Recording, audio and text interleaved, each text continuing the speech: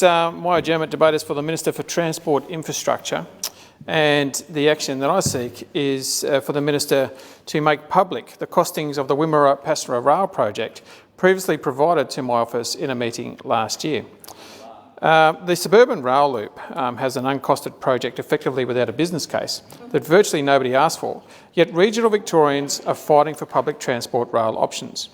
It was undoubtedly quite infuriating for regional Victorians to read in the news that the suburban rail loop was going to cost up to $200 billion. This is a vast increase to the $50 billion the Minister said the rail loop would cost before the 2018 election.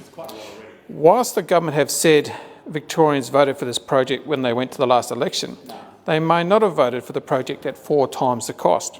This contrasts to the many regional rail projects that I've been trying to get up for the last 4 years, including Wimmera passenger rail. My office has asked for the slideshow shown to us in the previous meeting probably 4 or 5 times previously, just so the Wimmera community can know the obstacles in place for Wimmera rail, but they won't release the detail.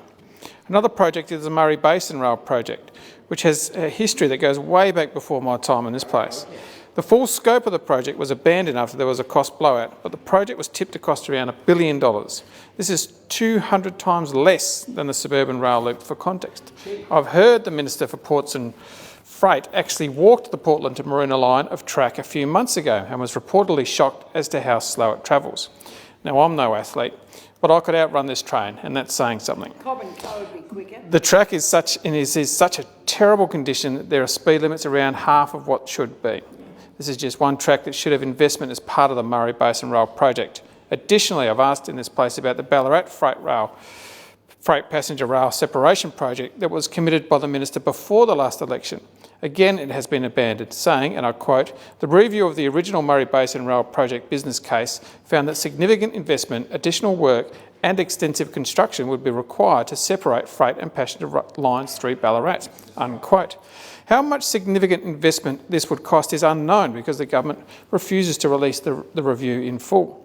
Just to put salt on the wounds, I had a PBO report commissioned that showed regional Victorians received 11 times less investment per capita when it comes to capital infrastructure projects to the metropolitan counterparts. The state government like to boast their investment in the regions, which has been great, but we're still being treated like poor cousins. We've had enough. Our rail and public transport projects need love and investment. Senator Limbrick.